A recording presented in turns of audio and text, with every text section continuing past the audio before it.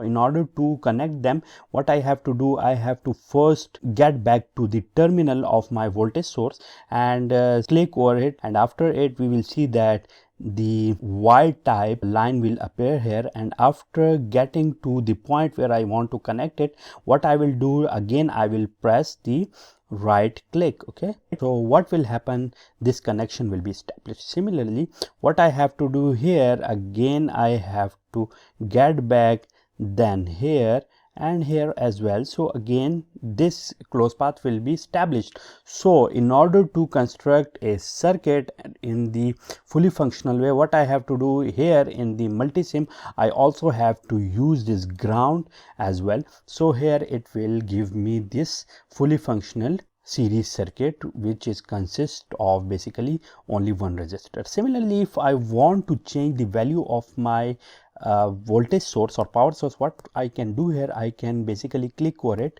writing the values here. Let me write it 10 here, and after pressing OK, what will happen now, here you can see that it is 10 volts. Okay, so this is all about the basics of my design.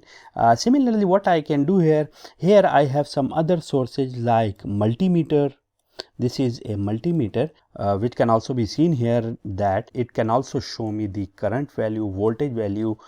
Similarly, in dBs can also be seen here, and similarly resistances as well. Okay, similarly other sources are also available like functional generators, watt meter, oscilloscope, and so on. So there are plenty of sources which are available here. Okay, so after constructing a circuit, I can start it from here.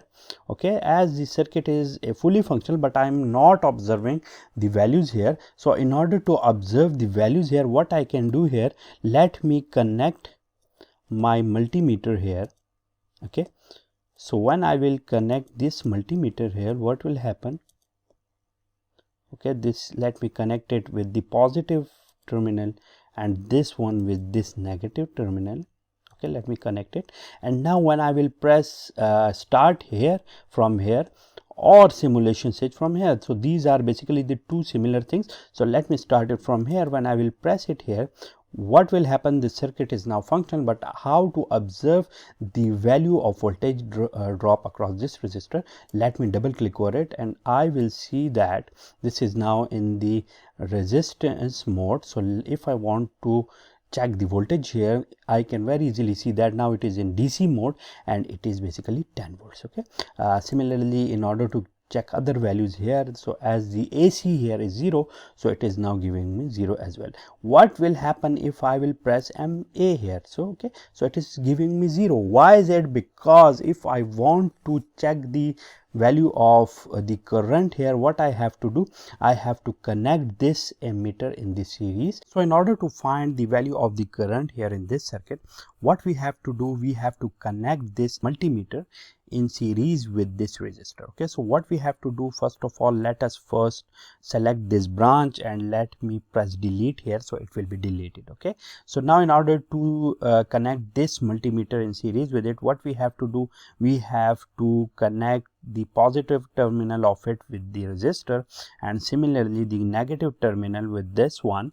So now you can see that the multimeter is now in series with the resistor, and here the current which is flowing through the resistor is also flowing through this multimeter as well. Okay, so now let us simulate it, and we will see that it will show us basically 1 ampere current, because the value of current is I equal to V by R. The value of V is 10, the value of R is 10, and the ratio of these two will be 1. So the value of the current is 1 amps. So similarly, now double clicking over it, and now selecting this DC here, so I can very easily see that the value of the current is 1 amperes. Okay, so this is all about the simple series circuits in which we can construct the circuit which is composed of many resistors, and by following the same procedure we can also construct the complex circuits as well. So in our upcoming videos we will try to construct and analyze all the previous circuits which we have previously analyzed theoretically. Okay, so till then, take care of yourself, and I will see you with some more simulations, some more circuits, and some more tricks and tips which are related to the simulation of different circuits in the multisim. So after leaving it, what we have to do, let me close it, and we have to stop this simulation here. Okay, so now this is stopped, so you can now leave this circuit. Okay, so thank you so much, and we'll see you again. Goodbye.